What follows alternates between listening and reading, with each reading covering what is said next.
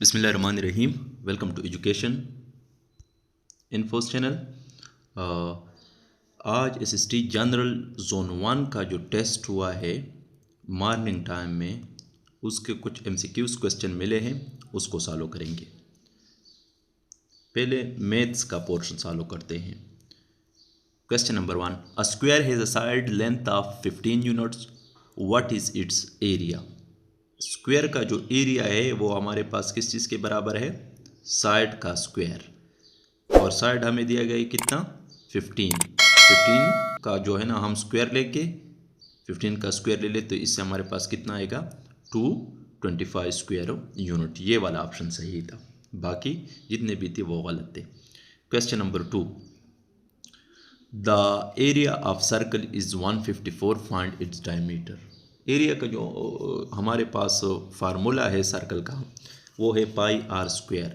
Area दिया गया है 154 और हमारे पास जो फार्मूला है पाई 22/7 के इक्वल टू होता है, और आर स्क्वायर हमने फाइंड करना है।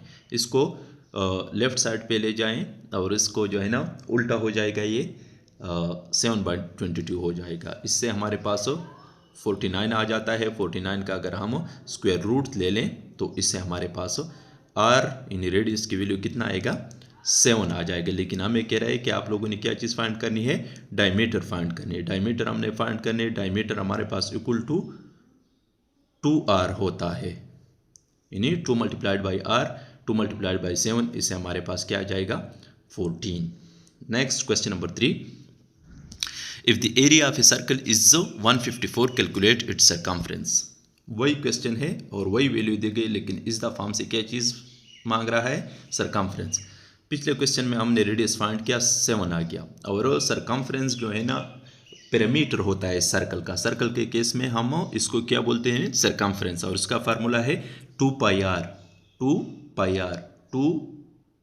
पाई इक्वल टू 22/7, और आर हमने फाइंड किया 7। इसको अगर आप लोग जो है ना मल्टीप्लाई करें, 7 और 7 आपस में कैंसिल हो जाएगी। 2 मल्टीप्लाइड बाई 22, 44 यूनिट्स। ये जो है ना इसका करेक्ट ऑप्शन है, ये इसका सही जवाब है। नेक्स्ट, उर्दू के कुछ सवाल आते हैं, उसको हल करेंगे।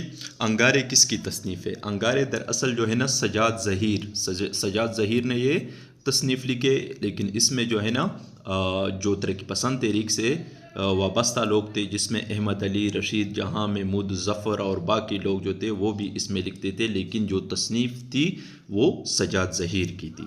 सजाद ज़हीर ने अंगारे लिखा था। अगला सवाल, उर्दू का पहला साहिब दीवान शायर कली कुतुब शाह है। आप लोग उर्दू का पहला साहिब दीवान शायरा जो है ना वो भी याद रखें। उम्मीद है कि अगले टेस्टों में ये आ जाएगा। माला का चंदाबाई जो है ना पहला साहिब दीवान शायरा है। सवाल नंबर 6, हयात जावेद किसकी सवाने उम्री है? मैंने कल के वीडियो में भी आप लोगों को बताया है, हयात जावेद जो है ना सर सैयद अहमद ख़ान की सवाने उम्री, जो कि अल्ताफ़ हुसैन हाली ने लिखी है। हयात सादी किसके? इसका जवाब आप लोगों ने मुझे कमेंट सेक्शन में देना है, और इस तरह के एमसीक्यूज़ क्वेश्चन आप लोगों को पेपर में आएंगे। हयात सादी आप लोगों ने कमेंट सेक्शन के ज़रिए मुझे बताना है। नावल अमराव जान अदा का मरकज़ी किरदार कौन है? नावल अमराव जान अदा का मरकज़ी किरदार अमीरन बेगम है, जो कि अमीरन बेगम जो कि किस नाम से मशहूर थी? अमराव जान अदा, जिसको लखनऊ में बेचा गया था, और वो जो है ना इस नावल का मरकज़ी किरदार है। रमूज़ बेखुदी, एक इसरार खुदी है और एक रमूज़ बेखुदी है। ये इकबाल के तसानीफ़ हैं। रमूज़ बेखुदी 1918 में जो है ना शाया हुआ है। इसको याद रखें, ये डेट। इस तरह के MCQs क्वेश्चन आएंगे आप लोगों को टेस्ट में। इसका जो मौजू है वो मिलत इस्लामिया, कौमी इत्तेहाद, इज्तिमाई ज़िंदगी और इज्तिमाई शऊर। ये इस हवाले से जो है ना उसकी तसनीफ़ है, ये चीज़ें इसमें बयान हुए हैं। इसके बाद साइंस और ज्योग्राफी के पोर्शन पे आते हैं। Which part of the tooth contain blood vessel and nerves. Tooth का वो कौन सा हिस्सा है जिसमें ब्लड वेसल और नर्व्स होते हैं? वो क्या होता है? पल्प। पल्प कहलाता है। अगला क्वेश्चन है question number 10, which is considered the smallest lake in the world. आप लोग लार्जेस्ट को पढ़ लें। लार्जेस्ट कौन सा है दुनिया में? जो स्मॉलेस्ट है वो है बैंकर पाउंड। ये सबसे स्मॉलेस्ट लेक है दुनिया में। इंग्लिश के कुछ MCQs क्वेश्चन हैं। ये जो है ना प्रीपोजिशन के MCQs है। ही इज़ इंटरेस्टेड इन, यहाँ पे इसमें क्या आएगा? इन। ही इज़ इंटरेस्टेड इन जो है ना सही ऑप्शन था। He is interested in English. Next question, what is the meaning of idiom to bell the cat? To bell the cat का मतलब है कि कोई खतरनाक टास्क अपने जिम्मे लेना। टू टेक द रिस्क और to do dangerous task. Option number B जो है ना सही है इसका। Identify the type of conditional sentence. If I were rich, I would travel to the world. Were rich यानी ये पास्ट टेंस हो गया और इसके साथ वुड आ गया, तो ये कौन सा कंडीशनल सेंटेंस बन गया? ये सेकंड कंडीशनल सेंटेंस बन रहा है। ऑप्शन नंबर सी इसका करेक्ट ऑप्शन है। यहाँ पे फिर एक पैसिव वॉइस का MCQ दिया गया है। Do not disturb the guest. ये इम्पेरेटिव सेंटेंस है। डू की जगह लेट लगेगा, लेट द गेस्ट नॉट, और बाई की जगह बी लगता है, let the guest not be disturb. ये इसका सही ऑप्शन है।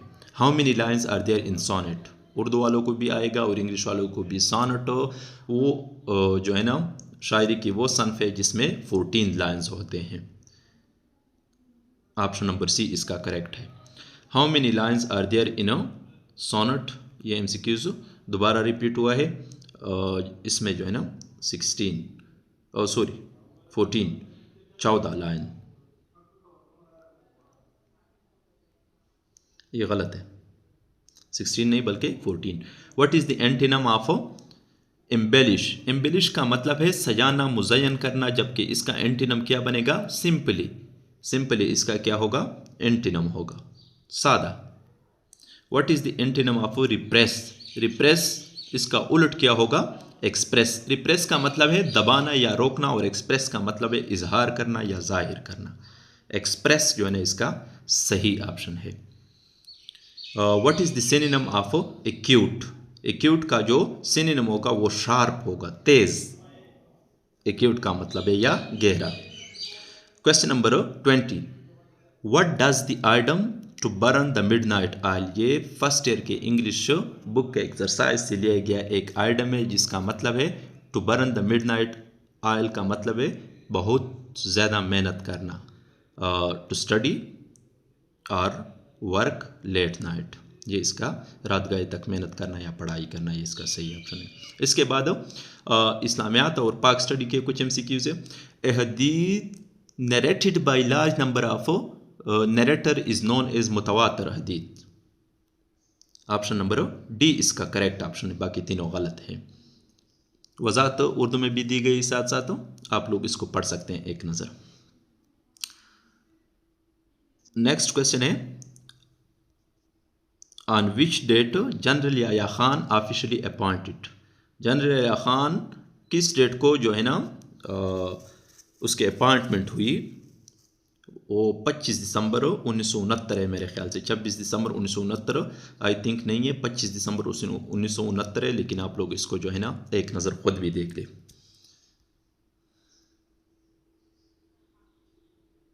हाँ, बल्कि यहाँ पे जो है ना वजाहत हुई 25 दिसंबर को उन्होंने इक़्तिदार संभाला था, जबकि 26 दिसंबर 1969 को बाज़ाब्ता तौर पर सदर पाकिस्तान मुकर्रर हुए। अगला सवाल है, through which constitution amendment the objective resolution became substantive part of constitution? ये जो है ना 8th अमेंडमेंट है। इसकी वजाहत आप लोग पढ़ सकते हैं, यहाँ पे इसकी वजाहत भी की गई है साथ साथ। इसका जो सही ऑप्शन है वो 8th अमेंडमेंट है।